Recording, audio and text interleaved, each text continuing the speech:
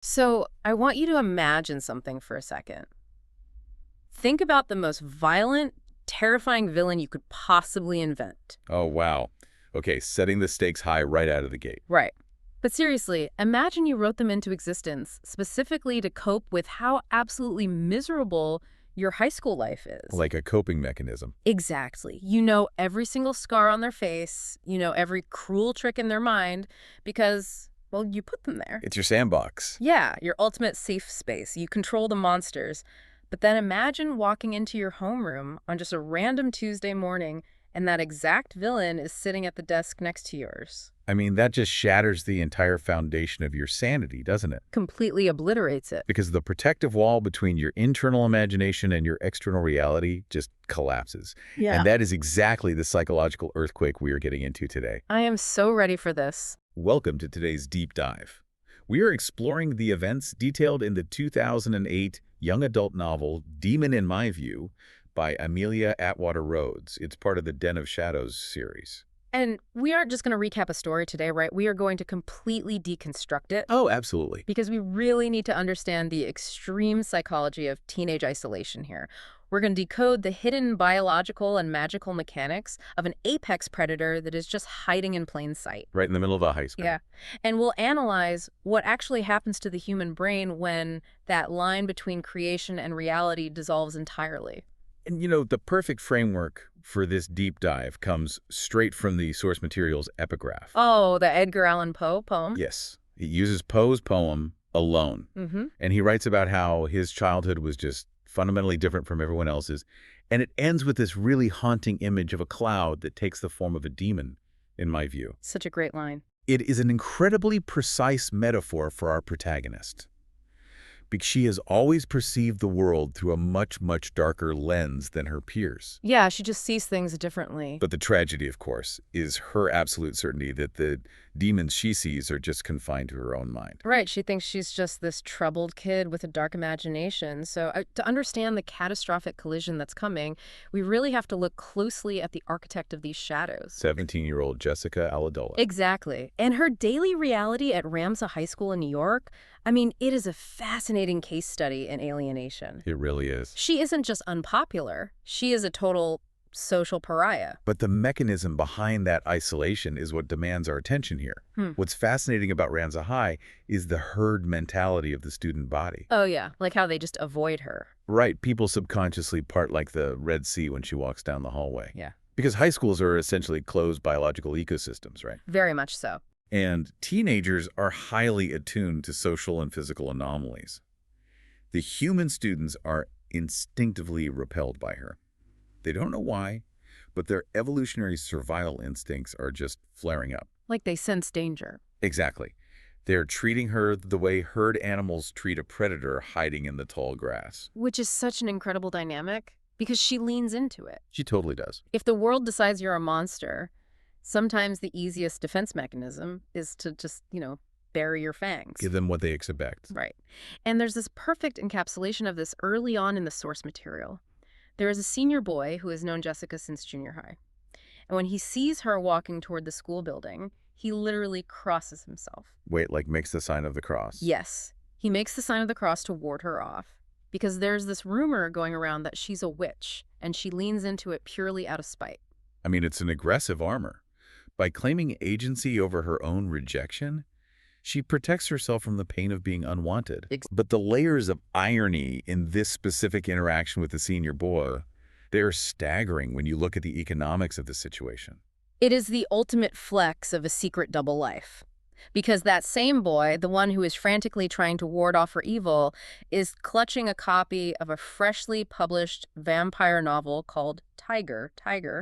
And the author on the cover is Ash Knight. Ash Knight, exactly. And what this terrified kid doesn't know is that Ash Knight is Jessica's pseudonym. Oh, that is so good. I know. She is literally receiving royalty checks funded by the people who think she sacrifices goats in her backyard. It just perfectly highlights the extreme compartmentalization of her life. During the day, she is the despised outcast. But in secret, she is a highly successful architect of a dark universe. Yeah, a completely different person. But to truly understand how she bridges those two worlds, we have to look at the physical environment where she creates.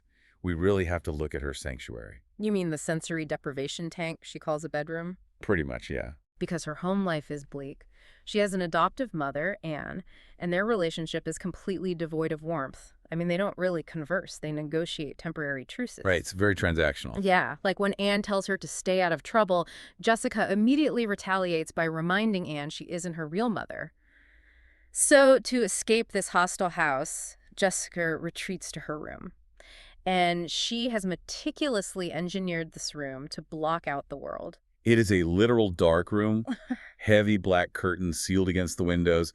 The shades are permanently drawn. She has black sheets on a mattress shoved into the corner, a black desk. Just totally monochromatic. Yeah, the only visual stimuli in the entire space are a magenta lava lamp and a single purple fake suede pillow. So think about what happens to the human brain when you remove all external sensory input like that. The default mode network kicks in. Oh, for sure. If you aren't receiving signals from the outside world, your brain starts generating its own. And in this black room, Jessica has achieved a terrifying level of productivity. In just 5 years, she has written 29 full manuscripts. I mean, that borders on the impossible for a teenager. Tiger is just the tip of the iceberg. Her second book, Dark Flame, is already with her editor. It's a massive output. But the sheer volume of output is actually secondary to the physical and mental state she enters to produce it. Because this is not traditional creative writing. No, not at all. I was looking at the notes on her process, and it genuinely sounds like a neurological disorder or a fugue state. Right. She's not like brainstorming plot points on a whiteboard. These stories come to her in vivid, agonizing dreams. And when she sits down at that black desk, bathed in the magenta light of the lava lamp, her conscious mind essentially shuts off. And the historical parallels here are really striking. It reads exactly like 19th century accounts of automatic writing. Oh, like channeled literature. Exactly, Yeah. where individuals claim to act as mere conduits for external entities. If Jessica attempts to read the manuscript before the entire story is flushed out of her system, the cognitive interference actually breaks the trance. The flow stops. The writing feels forced.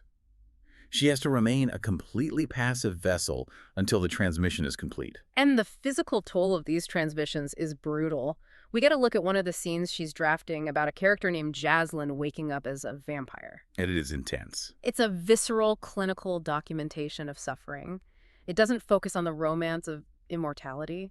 It focuses on the biology of reanimation. Yeah, the mechanics of it. Her vision blacks out as her heart, which hasn't moved in 30 years, suddenly spasms and begins to beat.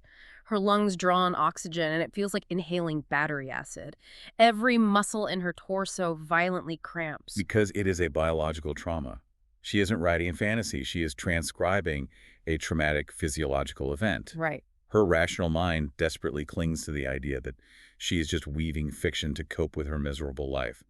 But her subconscious is tapped into a current of absolute, terrifying truth. Okay, so let me unpack this analogy. It's like a court reporter transcribing a massive, complex, violent trial, but the reporter is completely asleep. That's a great way to put it. Their fingers are just flying across the stenograph, capturing every gruesome testimony with perfect accuracy. Meanwhile, their conscious mind has zero awareness of the horrors being recorded. And the most tragic element of all this is the prerequisite for this ability. Her isolation isn't just a side effect of her personality. It is the required condition for the transmission. Wait, really? The isolation is what makes it work? Yes. By completely emptying her life of human connection, she has created a vacuum. And you know what they say? Nature abhors a vacuum. Oh, I see where this is going. In Jessica's case, that empty space is filled by the dark frequencies of a hidden world. But vacuums eventually break. And Jessica's carefully sealed ecosystem is about to be punctured by 2 new students arriving at Ramsey High. These 2 arrivals perfectly represent the 2 luring factions of the town's hidden underground. The collision course begins. It really does. First, we have Caryn Rashida. So Caryn is the anomaly in Jessica's world. She's a new girl, chestnut hair, objectively pretty, and she makes a highly deliberate effort to breach Jessica's defenses. Which nobody does. Right. She walks right past the herd mentality of the homeroom, ignores her own instinctual hesitation, and tries to befriend the school pariah. And Jessica's response is just immediate and ruthless. Caryn tries to make small talk and later intentionally fumbles with a jammed locker to create an opening for interaction. A classic high school move. Exactly. But Jessica casually bypasses the lock, opens it instantly, tosses it back, and essentially tells Caryn to drop dead. Brutal. Caryn is visibly upset, and she asks why she has to be so nasty. Jessica looks her dead in the eye and says, "It's who I am. Learn to live with it." We really have to analyze the psychology of that rejection, though. It's not just teenage cruelty. Jessica operates on a fundamental belief that she is unlovable and broken. Right, she expects to be hated. So she assumes Caryn is operating out of pity, like she's trying to adopt a charity case. And for someone with Jessica's trauma, pity is far more offensive than hatred. Oh, absolutely. Hatred validates her worldview. Oh. Pity threatens to dismantle it. If she lets Caryn in, the walls of her protective isolation might crack. Well, those walls are about to be completely obliterated anyway because of the second arrival. This is the moment the simulation breaks for you as the reader and for Jessica. Here we go. Jessica is walking near the main office. A group of girls is already clustering around the door, whispering and staring at a new student. Jessica, being her cynical self, assumes it's just some young substitute teacher. Then she actually looks into the office. And the physical description provided here is incredibly specific. He possesses a face that looks like it was minted on a Roman coin. Sharp, ancient, authoritative, pale skin, raven hair falling into jet black eyes. He sounds intense. He is. He's dressed in absolute black, with one glaring exception. A gold chain around his neck holding a pendant of an inverted cross with a viper entwined around it. And when Jessica sees him, it triggers a massive cognitive short circuit. This isn't just a handsome guy, this is Aubrey. Yeah, Aubrey. Aubrey is the villain of her published novel, Tiger, and the central character of the manuscript currently sitting on her editor's desk. Every single impossible detail, right down to the custom jewelry, is standing in the fluorescent light of a suburban high school. The cognitive dissonance is profound. The brain is presented with two mutually exclusive realities.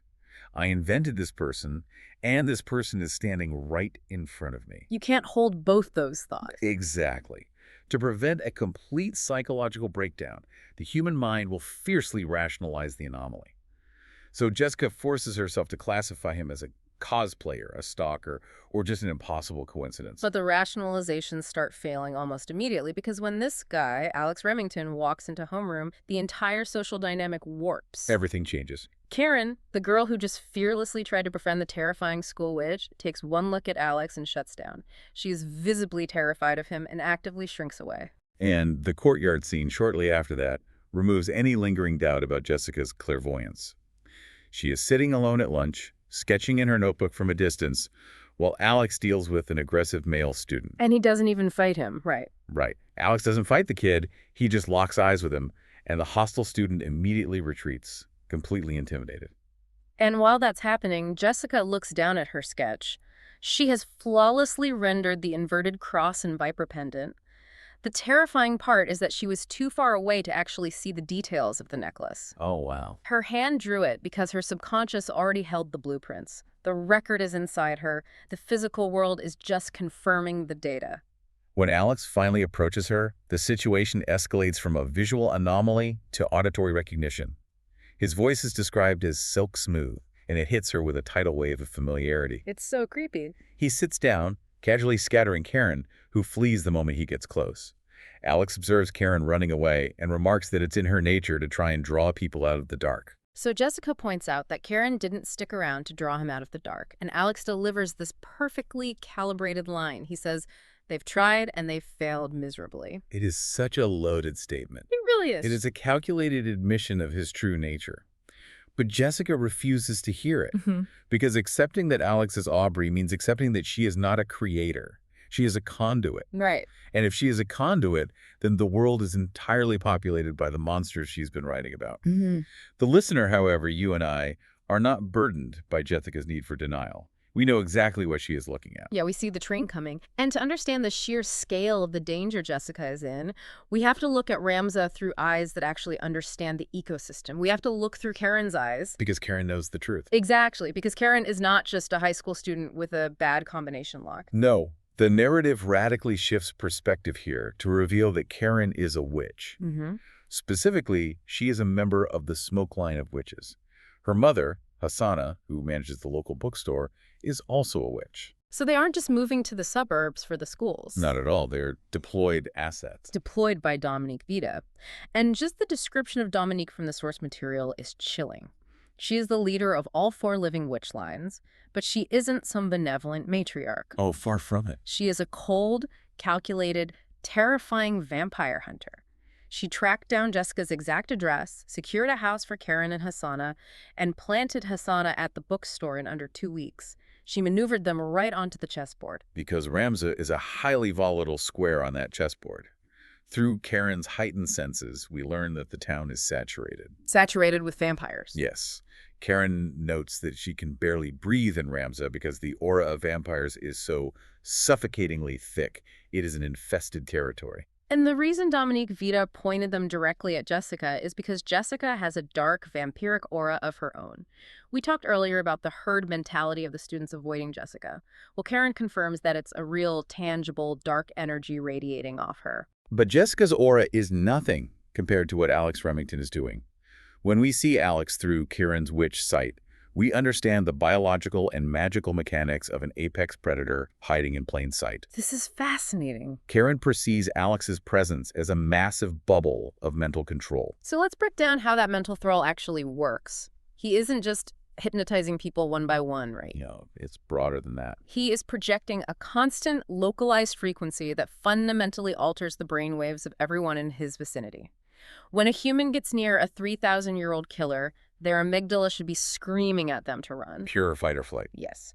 But Alex's aura acts like an anesthetic. It suppresses that biological alarm system and forces the humans to feel a false sense of comfort and docility. It is highly aggressive camouflage. He is manipulating their perception of reality on a neurological level. Right. And what makes him truly terrifying is his awareness. He knows exactly who is immune to the camouflage. Oh, the library scene. Yes. There is a deeply unsettling moment when Caryn tries to hide from him in the school library. She is watching Alex and Jessica interact in the courtyard through a window, thinking to herself about how blatantly he is stalking Jessica. And Alex just reaches into her head. Telepathically, across the courtyard, he responds to her private thought. He mocks her. He says, "I suppose you would know from experience." So invasive. Caryn instantly throws up her mental shields, but she realizes they are as fragile as glass against his psychic pressure. It really emphasizes the power gap. Okay, let me stop right here because this is where the logic feels like it's stretching a bit. Caryn is a witch. Her boss is the most lethal vampire hunter on the planet. Caryn knows exactly what Alex is. She knows he's probing her mind, and she knows he's targeting Jessica. Right. Why hide in the library? Why doesn't she just hit him with every ounce of magic she has? It is the ultimate pacifist's dilemma, and it's central to Caryn's character. The smoke line of witches are exclusively healers. Wait, they don't fight. No, they don't. Caryn has a witch's incredibly potent, sweet blood, and she has comprehensive encyclopedic knowledge of the supernatural ecosystem. But she has zero offensive capabilities. She is a combat medic with no weapon, stranded behind enemy lines. Wow. So if she confronts him, she just becomes a juice box. Precisely. Yeah. If she were to challenge Alex in the middle of a crowded high school, surrounded by teenagers who are completely under his mental thrall, it wouldn't be a rescue. It would be a massacre. And she'd be the first to go. And she would be the first to die. So she is condemned to be a helpless observer, forced to watch a human girl casually banter with a monster. Which accelerates us right toward the inevitable collision. The stakes are set, the hidden world is mapped out, and now we move to a localized setting where all these elements crash into each other. The local bookstore. This scene is a masterclass in psychological warfare. It really is. It operates entirely on dramatic irony. There are 4 characters in the scene, and every single one of them is playing a different game based on their varying levels of ignorance and knowledge. So, Jessie goes to the bookstore after school because she wants to physically hold a copy of Tiger. She wants tactile proof of her creation. Yeah, she wants to ground herself. Exactly. Caryn happens to be there. And Caryn, desperate to figure out the connection between this human girl and the vampire-infested town, starts probing. She asks Jessica about the author Ash Knight, and specifically asks about the characters Ather, Risica, and Aubrey. Caryn asks, what if it was all real? And Jessica's reaction is violently defensive. She stares Caryn down and delivers a harsh, definitive mandate. She says, vampires don't exist. Get over it. It is an aggressive attempt to enforce her own preferred reality. And then reality talks back. Right behind her, a voice says, cold. Very cold. I approve completely. Oh, Alex. Alex has materialized out of thin air. He has stalked her from the school to the bookstore. And he initiates this incredibly tense cat-and-mouse game. He is testing the limits of her denial. He recommends a book to her called Renegade by an author named Elizabeth Charcoal. But he doesn't just review the book, he casually drops a massive piece of insider information. He claims to know the author personally, states that she is a real vampire writing her own autobiography, and casually mentions she handed him a copy right after she tried to slit his throat. And Jessica just rolls her eyes. She thinks he's an edgy theater kid trying to impress her with goth poetry. Because that's the only rational explanation for her. Yeah. But Hassana, Caryn's mother and a fully trained witch, sees exactly what is happening. She tries to intervene, warning Jessica that Alex isn't who he seems, saying he probably knows a lot more about her than just her reading habits. And this triggers the plagiarism of reality. Alex turns his focus to Jessica and says, with complete sincerity, I can read your mind and learn your secret fears and darkest desires. And Jessica's entire biological system freezes. Because those aren't just creepy stalker words. That exact sentence is a direct quote from the mouth of Aubrey in her unpublished manuscript, Dark Flame. The manuscript that only exists on her laptop and her editor's desk. Exactly. There is no internet leak. There is no logical mechanism for this high school boy to know that sequence of words. It is the exact moment the fabric of her universe tears. How do you process hearing your own unwritten thoughts spoken aloud by a stranger? You can't. It completely paralyzes her cognitive functions. But before she can even formulate a response, the dynamic in the room undergoes a violent shift. Because Alex glances down at the counter and sees the physical copy of Tiger. In a fraction of a second, his entire demeanor fractures. The mask slips. Entirely. The arrogant, amused manipulator vanishes. He becomes instantly violently enraged. He spins around and stalks out of the bookstore without uttering another syllable. The temperature in the room practically drops. And in the chaotic aftermath of his exit, Hassana makes a critical tactical error. She looks at Jessica and tells her to just take the book because you are the author. Oh, she outs her. Yes. Hassana's witch sight allows her to see the dark, vampiric aura surrounding Jessica, and she easily connects the energetic signature to the dark themes of Ash Knight's writing. So let's synthesize the absolute chaos of this interaction. Jessica thinks she's dealing with a highly dedicated stalker and a highly perceptive bookstore owner. Caryn and Hassana think they are running interference to protect an ignorant human from an ancient predator. Right. But what is Alex experiencing? Why did a book cover cause a 3,000-year-old being to throw a temper tantrum? Because Alex isn't looking at a novel. He is looking at a massive, catastrophic security breach. That security breach? Yes. To understand his explosive fury, we have to completely abandon the high school perspective. We have to step into the mind of the monster. We have to look at the reality of Aubrey. And Aubrey's reality is staggering. We are talking about a vampire who has been walking the earth for nearly 3 millennia.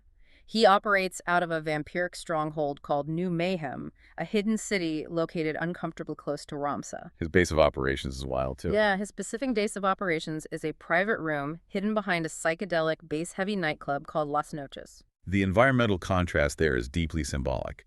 Jessica sits in absolute silence and total darkness in her suburban sensory deprivation room. Aubrey surrounds himself with a chaotic, pulsating sensory overload of Las Noches. But they are both hiding. Exactly. Yet both of them are using their environments as shields against the outside world. So how does a 3,000-year-old apex predator find out about a 17-year-old girl's writing project? It turns out the supernatural world has integrated into the corporate one. They have day jobs. Yeah. A vampire who works undercover as an editor at Jessica's publishing company intercepted the Dark Flame manuscript and handed it directly to Aubrey. That's how he knew the exact quote at the bookstore. But the crucial question is why he cares. Why is an immortal god so threatened by a young adult paperback? Because it's not just a story to them. No, it comes down to the information economy of the supernatural world. In a society of immortal predators, information is currency, and exposed weakness is a literal death sentence. Aubrey isn't mad because she's revealing the existence of vampires to humans. He's furious because Dark Flame is a meticulously accurate documentary of his own personal history. He feels exposed. She has perfectly transcribed his past. And while he is portrayed as a powerful villain, her narrative exposes the flaws and weaknesses of certain ancient vampires in his orbit. By publishing this, Jessica is unwittingly painting a massive target on her own back. But the cover of Tiger is what truly broke his composure, because he recognized the character depicted on the front. It is a vampire named Rashida. And Rashida is a big deal. Huge. Rashida is not just a character. She represents the single greatest humiliation of Aubrey's 3,000-year existence. Rashida is the only entity to ever defeat him. She bested him in combat, left a permanent unhealing scar on his shoulder, and forced him to drink her blood, an act that violently ripped his mind open to her. Which is incredibly traumatic for a vampire. So seeing that book sitting on a counter in a suburban mall is a public broadcast of his ultimate defeat. Which raises a massive, glaring question. Exactly. If this ancient, prideful killer is so enraged by this human girl broadcasting his deepest humiliation, why hasn't he just snapped her neck? Right, he could do it in a second. He could do it in a microsecond. You could make it look like an aneurysm. Why is he playing bookstore games with her? Because Jessica presents an impossible biological and magical anomaly. Aubrey's initial plan was exactly that, to neutralize the threat. He drifted into Ramza to silence the author. But it didn't work. No. Upon encountering her, his primary weapon failed completely. He attempted to use his mental thrall of the exact same psychic pressure that suppresses the amygdala of every other human in the high school to reach into her mind and command her to stop writing. And he hit a brick wall. A total mental block. She didn't even register the attack. Her dark aura acts like an energetic Faraday cage. I love that analogy. Because her emotional frequency is already so steeped in isolation and darkness, which is strengthened by her geographical proximity to the dark energy of New Mayhem. His telepathy simply cannot find purchase. When he locks eyes with her, she doesn't glaze over or become docile. She just looks back at him with wry, cynical amusement. And for an arrogant predator used to absolute mental dominance, that has to be intoxicating. He spent millennia surrounded by minds that fold like paper, and suddenly this high school girl just shrugs off his psychic weight. It breaks his worldview. He is fascinated by her resistance. He wants to study the anomaly before he destroys it. But Aubrey's intellectual curiosity might be the only thing keeping Jessica breathing. Because the rest of the vampires in New Mayhem are not interested in studying the security leak. They just want her gone. They just want to plug it with extreme prejudice. This brings us to the volatile internal politics of the vampiric hierarchy operating out of Las Noches. Let's paint the picture of this nightclub, because it's wild. It is designed to disorient. Blinding red strobe lights, bass so heavy it vibrates in your teeth. And the walls are entirely covered in mirrors, but every single mirror is shattered and spider-webbed. And that's not just an aesthetic choice. No. The shattered glass is the physical remnant of the epic, catastrophic fight between Aubrey and Rashida. They literally left the damage as a monument to the violence. And the patrons of this club are nightmares made flesh. We are introduced to Kai, the bartender. The bartender with a dark past. Yeah, Kai is a vampire with ink-black hair who single-handedly caused the near-complete destruction of the original city of Mayhem 300 years ago. Oh, wow. Then there is Jaeger, the second oldest vampire of Aubrey's specific bloodline, and one of the very few entities who can physically match Aubrey in sheer brute strength. We also meet Fala, who is Jaeger's first fledgling. Fala is an ancient Egyptian vampire with a terrifying obsession with fire. And every single one of these ancient killers knows exactly who Ash Knight is. The whole club knows. They know a human teenager is broadcasting their deepest secrets to the world. The threat level against Jessica is apocalyptic. Kai casually informs Aubrey that another vampire named Moira, a creature famous for having ripped the heart out of an Aztec priest with her bare hands, is eager to help Aubrey dice the writer into bite-sized pieces. Because Jessica made her look bad in the book. Exactly. Because Jessica's writings made Moira look weak. And Fala explicitly states she wants to burn the author alive to make her fit her name better. Turn Ash Knight into Ash. That is dark. You have a literal cabal of superpowered ancient serial killers all volunteering to murder a teenager in upstate New York. So how does Aubrey stop them? How does he protect his fascinating little anomaly? He utilizes the rigid, bureaucratic legal system of immortals. Vampire lawyers. Basically, yeah. He invokes a specific piece of vampiric legislation known as the blood claim.